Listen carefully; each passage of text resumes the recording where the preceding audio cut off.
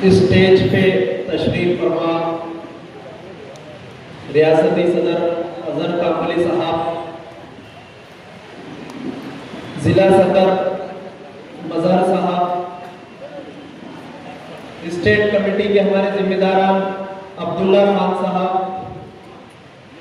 मुश्ताक महाज साहब और तमाम हमारे जिम्मेदारान, पार्टी के लीडर्स, कैडर्स, मेंबर और मालेगांव शहर के दानिशवरान, कौम व मिल्लत का दर्द रखने वाले आप तमाम लोगों का मैं इस्तकबाल करते हुए आपकी खिदमत में सलाम पेश करता हूँ। अस्सलाम वालेकुम वरहमतुल्लाहि वबरकातुहू। आज का ये जलसा, इसका पैगाम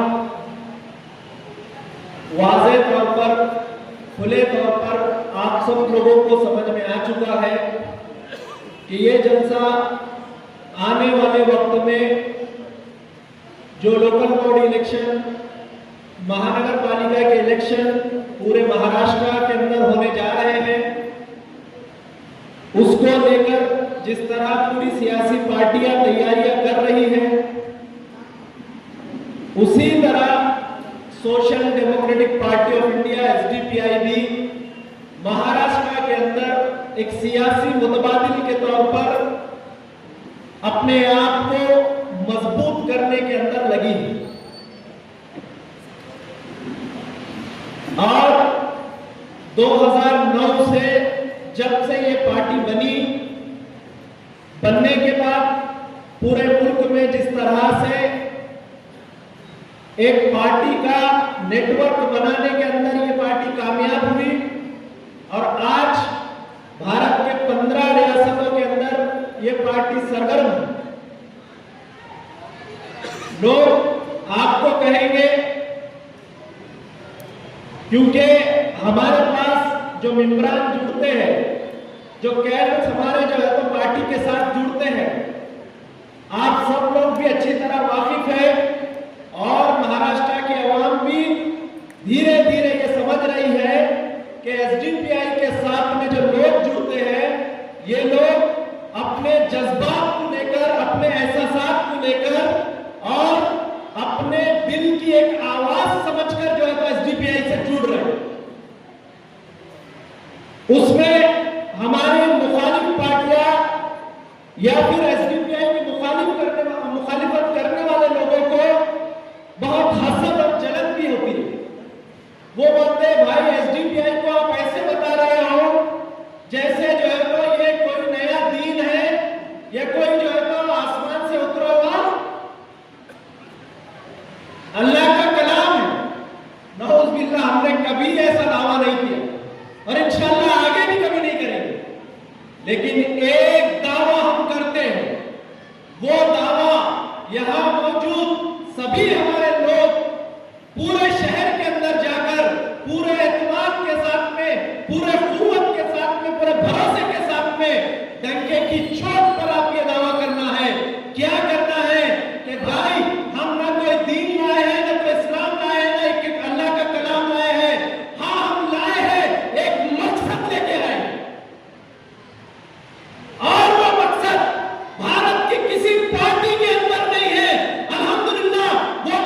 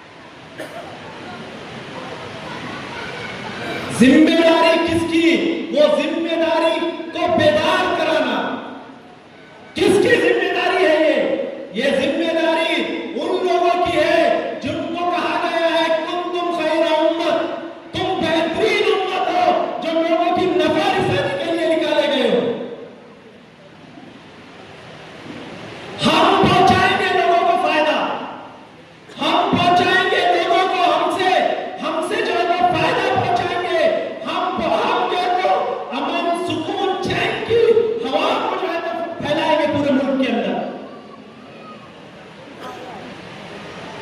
कल दिल्ली के अंदर बम धमाका हुआ 2 दिन पहले। एसडीपीआई को अच्छी तरह समझिए और क्यों पूरे मुल्क के अंदर एसडीपीआई को मजबूत करना है उसको अच्छी तरह समझना है। एसडीपीआई का अभी जैसे जैसे काम बढ़ेगा वैसे वैसे हमारा तजुर्बा है, हमारा सामने जो हालात है वो हालात की बुनियाद पे हम आपको बताते हैं। आपके शहर के अंदर अच्छे अच्छे लोग, समझदार लोग, जिनके सामने जो है वो अलग अलग जो है तो जिम्मेदारियां है, जिनको जो है तो बाशऊर कहा जाता है, जिनको समझदार कहा जाता है, वैसे लोग कहेंगे एसडीपीआई के पीछे क्यों वोट बर्बाद कर रहे हो। एसडीपीआई को मजबूत करने या उनको वोट करने से कोई फायदा नहीं होने वाला। ये पार्टी को कौन पहचानते हैं, ये पार्टी से क्या होने वाला, ये सब कुछ बहुत जल्द शुरू होने वाला है, बहुत जल्द शुरू होने वाला है। अरे भाई, बिहार के अंदर पूरा देश का मुसलमान, पूरे मुल्क के मुसलमान ने जो है तो आंखों से देखा कि अलग अलग पार्टियां, चाहे वो जनता दल की पार्टी हो, कांग्रेस की पार्टी हो, एआईएमआईएम हो, समाजवादी पार्टियां हो, वो पार्टियों के हमारे अपने समाज के लोग, मुसलमान लोग, अपने आप को समझदार मुसलमान लोग कहने वाले लोग स्टेज के ऊपर जाकर इंतशार का ऐसा मिसाल कायम करे उन्होंने, जिसको देखकर उनकी तकरीरें सुनकर हमको शर्म महसूस हो रही थी कि ये मुसलमान हैं जो एक दूसरे को जलील करने के वास्ते किस हद तक गिर रहे हैं, वो हम सब ने आंखों से देखा। लेकिन जैसे ही एसडीपीआई आएगी, वहां कोई समझदार लोग नहीं आगे आए, कोई जिम्मेदार लोग आगे नहीं आए, वो बताने के लिए नहीं आए कि भाई इलेक्शन 4 दिन का होता है। कितने दिन का? 4 दिन का इलेक्शन होता है। ये भारत में हमारी उम्मत, ये उम्मत जख्मों से तार है। ये उम्मत आज जो है तो अपनी पसमानदगी के इंतहा पर पहुंच चुकी है। ये उम्मत हॉस्पिटल के बेड के आईसीयू के ऊपर पड़ेगी उम्मत है। इसके रुसवाई के चिरागा कब तक करेंगे?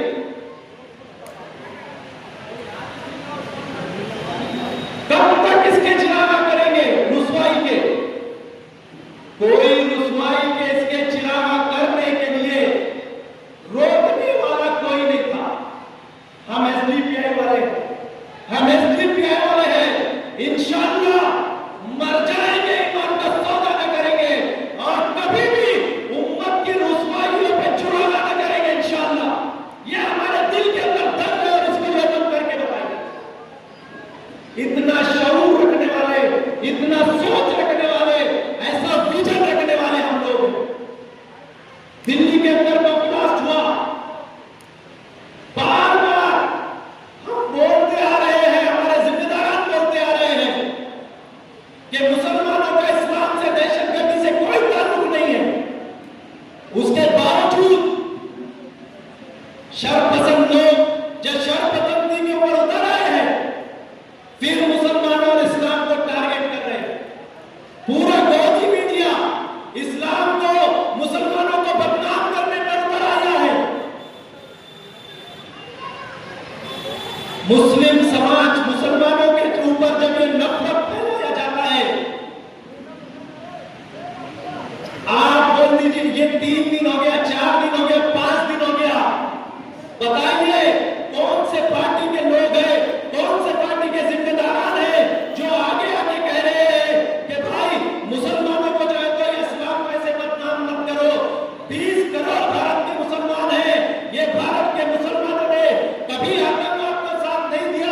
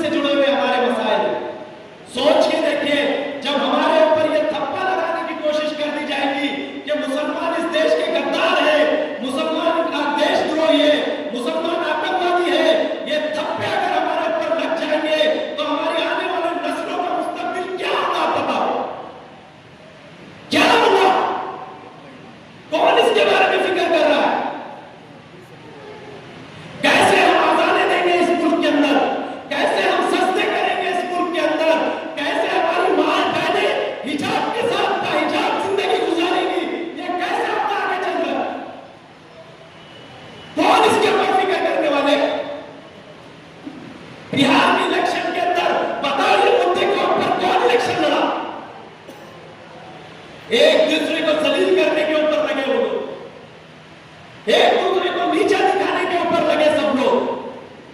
उम्मत की रुसवाई का किसको फिक्र है?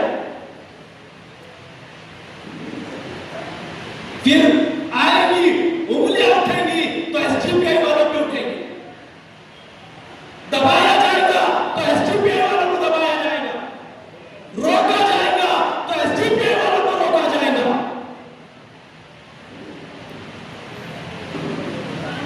एसडीपीआई एक शूरा के साथ चलने वाली पार्टी, ये शूरा के अंदर हमारा सबसे पहला जो एजेंडा रहता, वो एजेंडा ये है कि ये उम्मत के जो मसाइल है, ये उम्मत के मसाइल में ईमानदारी के साथ में नुमाइंदगी करना, ये हमारा सबसे पहला एजेंडा होता है।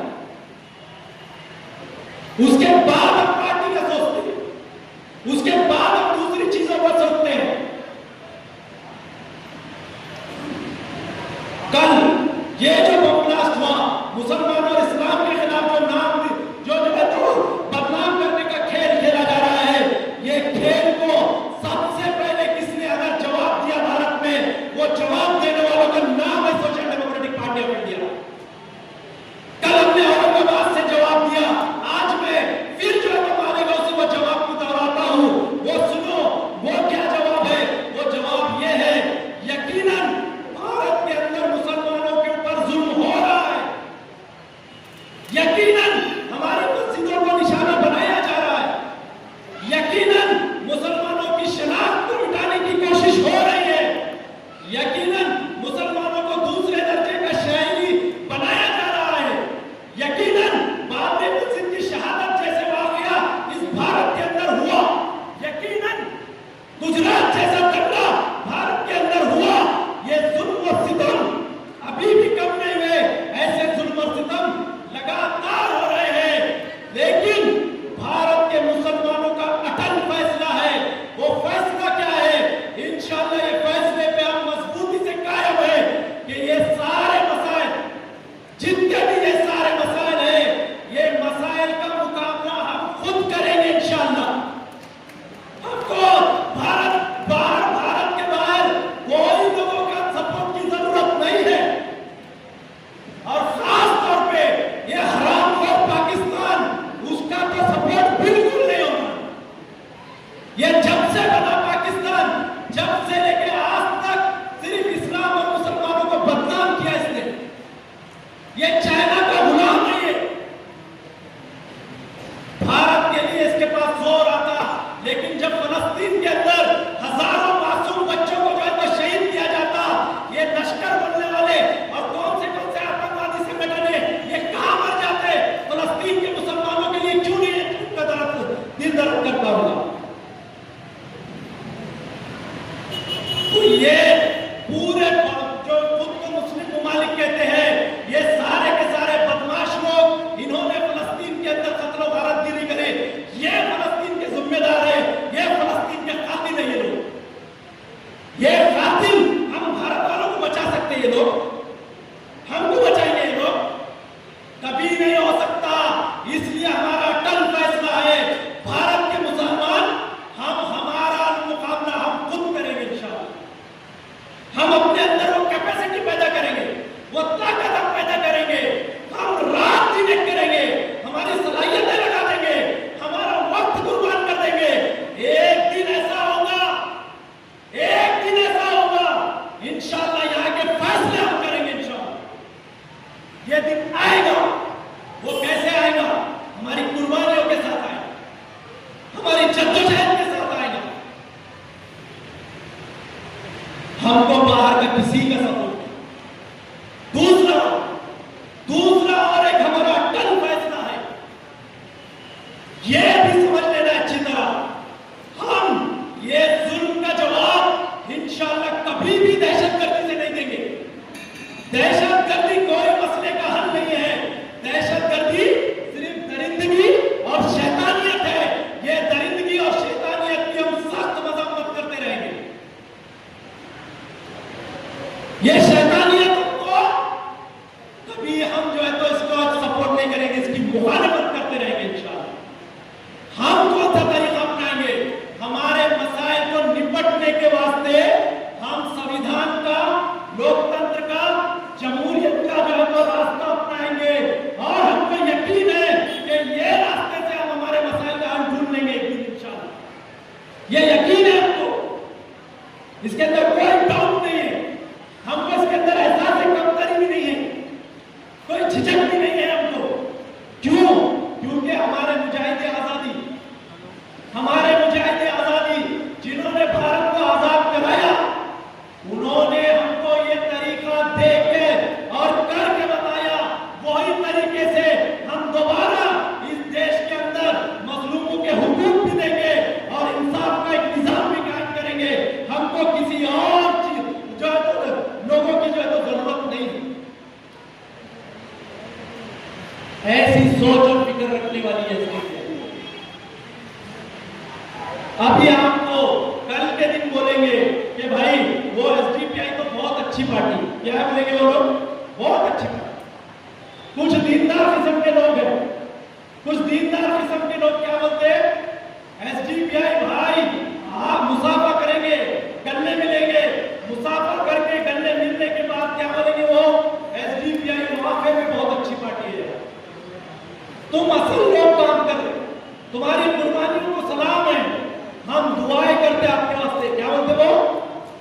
हम दुआएं करते, मिलते हम वैसे लोग। कुछ और दीनदार किस्म के लोग मिलते, वो दीनदार किस्म के लोग क्या बोलते? भाई तुमको यकीन मानो, तुमको मालूम नहीं है हम क्या करते? हम एसडीपीआई के वास्ते तहज्जुद में दुआ करते, हम उम्रे में गए, हम हज के अंदर गए, खाने काबा का गिलाफ पकड़ के गए तो एसडीपीआई वालों को दुआ करे, ए अल्लाह इनको मजबूत कर दे, ए अल्लाह उनको उठा ले।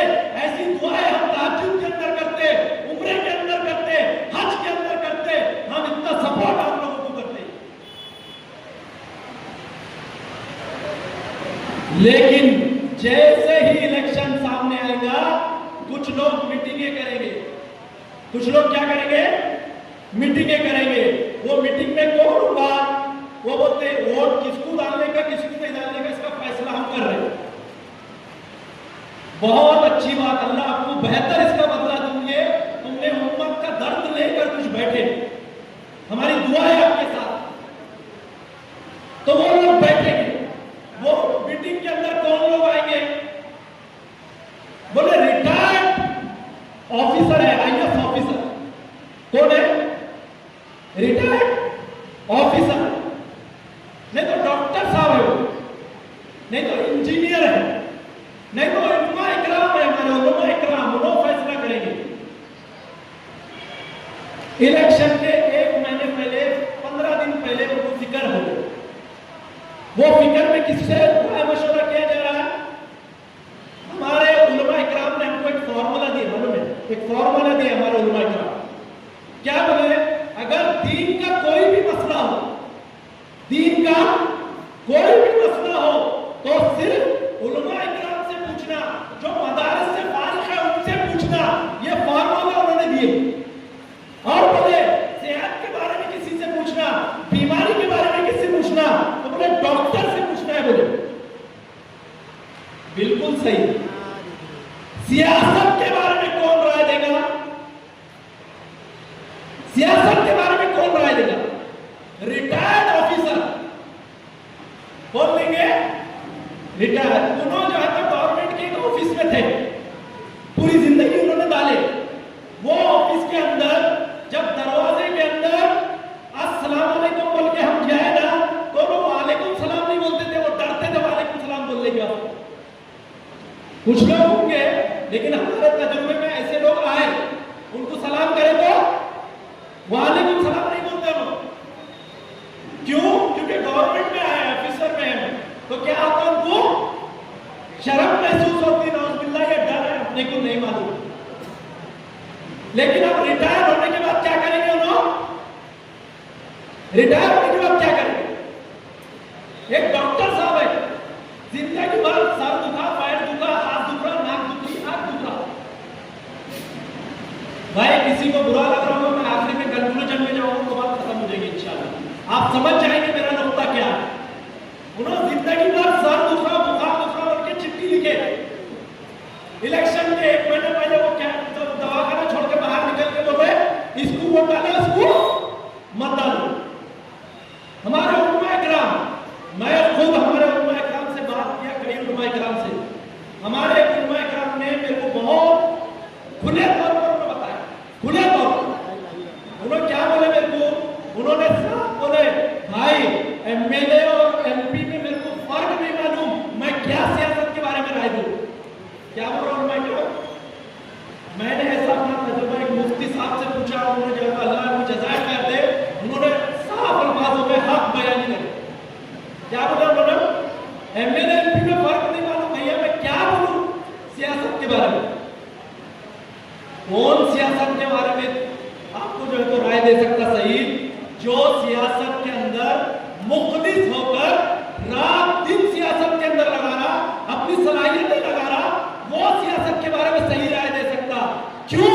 उसके पीछे वजह है भाई, जो पर्दे पे चलती वो सियासत नहीं है भारत में, वो सियासत असल सियासत का सिर्फ 10% होता है, जो पर्दे के पीछे चलता है वो असल सियासत है। शरद पवार साहब और उद्धव ठाकरे के बीच में क्या चल रहा, अजीत पवार और अजीत पवार और फडणवीस की क्या गठजोड़ है, शरद पवार साहब की पॉलिसी आगे चलते क्या क्या वो लोग करने वाले हैं, ये तय करते हैं पीछे की चीजें, ये पीछे की चीजें तय करती है।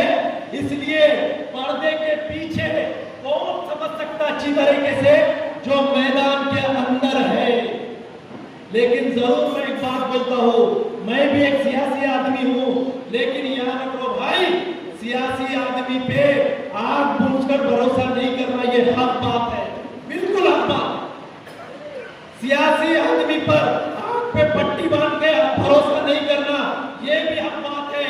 उसको अगर देखना है तो उसका इखलास देख लो, उसका इखलास देख लो, वो हराम नहीं खाता क्या देख लो आप, वो कौम के साथ गद्दारी नहीं करेगा क्या देख लो आप, ये चीजें हैं भाई। आखिरी बात में एग्जांपल देके बात को खत्म करता हूं। नरेंद्र मोदी हमारे भारत के प्राइम मिनिस्टर है क्या नहीं है? मालेगांव की आवाम पहचानते हैं नरेंद्र मोदी को? हाँ, नरेंद्र मोदी प्राइम मिनिस्टर बन गए क्योंकि वो रिटायर्ड आईएएस ऑफिसर है। कौन है वो? नरेंद्र मोदी कौन है? रिटायर्ड आईएएस ऑफिसर है। और अमित शाह कौन है? देश के सबसे बड़े डॉक्टर। कौन है वो? देश के सबसे बड़े डॉक्टर। और राजनाथ सिंह बेहतरीन इंजीनियर। कौन है वो? इसलिए उन्होंने अपनी कौम को इतनी ऊपर लेके गए। नरेंद्र मोदी और अमित शाह ये कुछ भी नहीं है, लेकिन एक चीज जरूर है, एक बेहतरीन सियासतदान है वो लोग। कौन है वो? बेहतरीन सियासतदान है जो अपनी कौम के साथ ईमानदार है, अपने हिंदुत्व के जो एजेंडा उन्होंने रखे वो एजेंडा के साथ वो ईमानदार है। इसलिए आज जो है तो वो भारत में राज करे। हमारे अंदर बेहतरीन सियासतदान पैदा करना पड़ेगा। मांडोली करने वाले, मक्कारी करने वाले और हमको गुलाम बनाकर बांध के रखने वाले, हमारा राय सुनने वाले नहीं, हमारा मशवरा लेने वाले नहीं, ऐसे सियासतदान ये तुम्हारी इज्जत, आबरू, आपका विकार, आपका इस्लाम, आपकी मस्जिद, आपकी दरगाह, इसको बचाना तो छोड़ दो मेरे भाई। इन्होंने अगर आपको सड़क का, नाली का, चंबर का सुकून अगर दिला के दे दिए तो हम सियासत छोड़ देंगे इंशाअल्लाह। नाली का सुकून दिला के बताओ इनको। हमारा औरंगाबाद ऐसा है, मस्जिदों के सामने से चंबर फूकते वहां, गंदा नाली का पानी कहां से निकलता? कहां से निकलता? आपका मालेगांव में मुखलिस लोग होंगे भाई, महीने 40 ये 4 महीने जमात में लगा के फिर सियासत में आने वाले ऐसे मुखलिस ईमानदार लोग होंगे तो शायद मालेगांव सिंगापुर बन गया होगा। फिर एसडीपीआई का इधर कुछ काम नहीं, एसडीपीआई का फिर इधर कुछ काम नहीं है, क्योंकि यहाँ के सियासतदान रोज तहज्जुद भी पढ़ते हैं माशाल्लाह से, उनको आखिरत का खौफ भी है, ईमानदारी